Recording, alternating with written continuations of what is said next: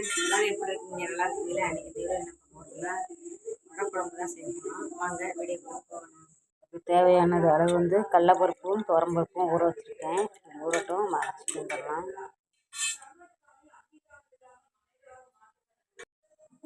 புளி ஊற வச்சுக்கலாம்.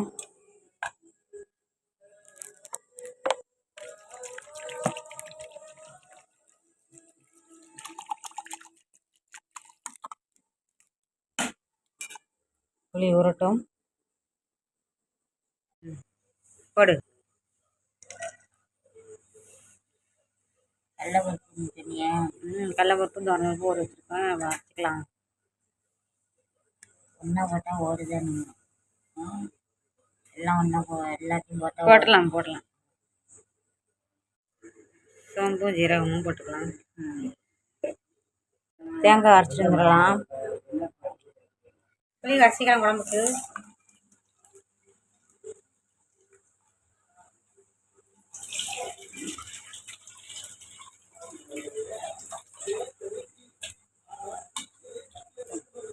கரைச்சிக்கலாம்.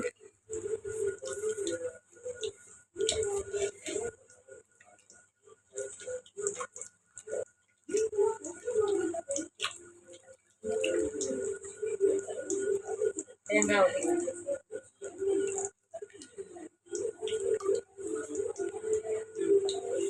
எண்ணெய் ஊற்றிக்கலாம்.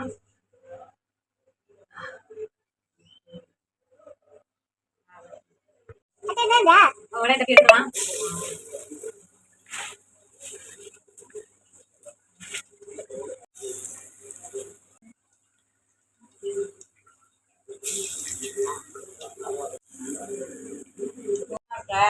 அவ்வளோதான், குழம்பு கரைச்சியாச்சு. அதுக்கு தேவையான அளவு வந்து என்னென்னா வெங்காயமும் தக்காளி அரைச்சி வச்சுருக்கேன். சரி, அம்மா வந்து வடை எடுத்துகிட்டு இருக்காங்க. குழம்பு தாளிச்சிக்கலாம். உப்பு போட்டுக்கலாம். பாருங்க, வடை சுட்டு எடுத்தாச்சு. சும்மா சூடாக சுடுது.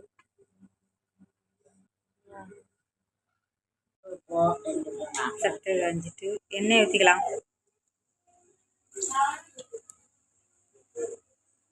சோம்பு போட்டுக்கலாம்.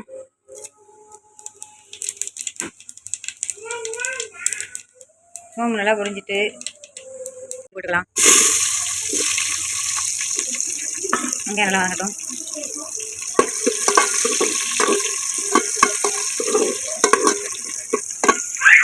தக்காளி போட்டலாம்.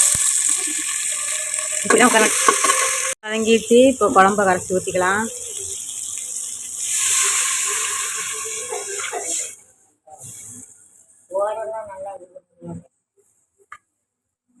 அவ்வளோதான், மூடி வச்சுக்கலாம். குழம்பு கொதிச்சிட்டான்னு பார்க்கலாம்.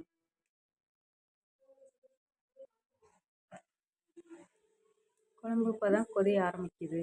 நல்லா கொதியட்டும், மூடி வச்சுக்கலாம். குழம்பு நல்லா கொதிச்சிட்டு இந்த வடையை எடுத்து போட்டுக்கலாம்.